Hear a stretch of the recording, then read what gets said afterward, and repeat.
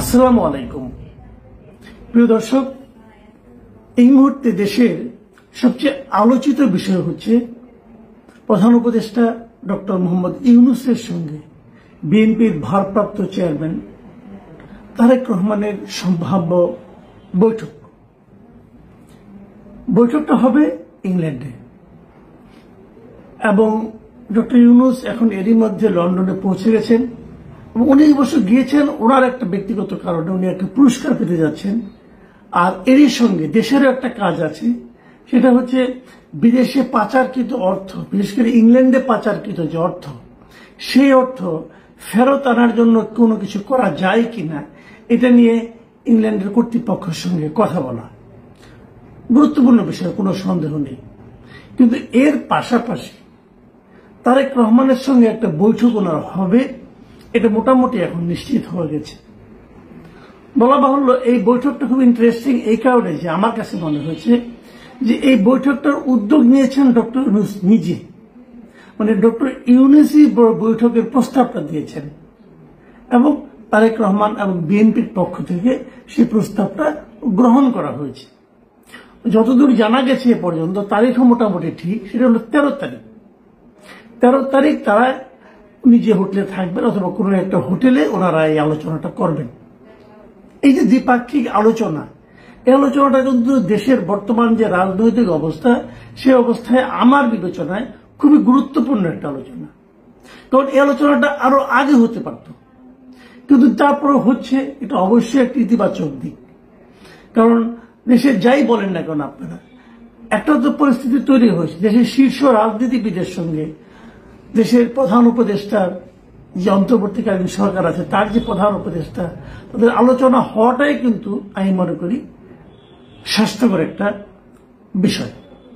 এবং আমি যতদূর মনে করতে পারি, সম্ভবত ডক্টর ইউনূসের সঙ্গে তারেক রহমানের এটাই প্রথম সরাসরি সাক্ষাৎ। এর আগে এই দুজনের মধ্যে কখনো দেখা হয়েছে কিনা আমি জানি না।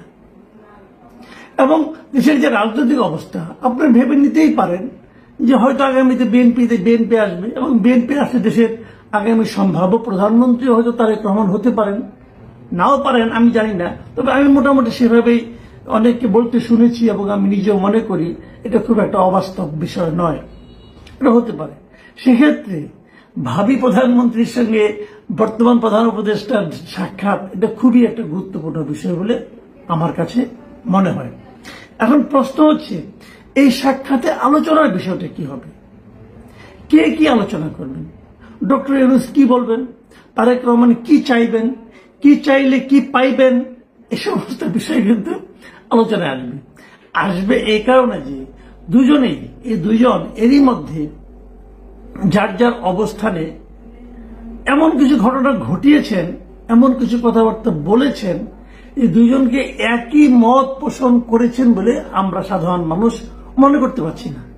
আমাদের সবার কাছে মনে হচ্ছে বোধহয় একটা বিরোধপূর্ণ অবস্থানে এই দুইজন লোক আছেন। সেই বিরোধটা কি? সেই বিরোধটা হচ্ছে নির্বাচনের তারিখ নিয়ে। প্রধান উপদেষ্টা এরই মধ্যে 6 তারিখে উনি ঘোষণা করেছেন যে নির্বাচন হবে আগামী বছরের এপ্রিলের প্রথমার্ধের যে কোনো দিন।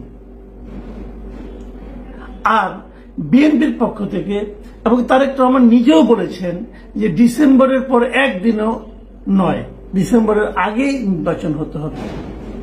এরকম একটা মুখোমুখি অবস্থানে তারা মিটিংয়ে বসবেন এবং বলাই বাহুল্য যে বিষয়টা নিয়ে সবচেয়ে বেশি আলোচনা, মানে এই যে নির্বাচনের তারিখ, এটা নিয়ে যে আলোচনাটা মূলত থাকবে, আলোচনাটা হবে, এটা কিন্তু আমার কাছে মনে হয়।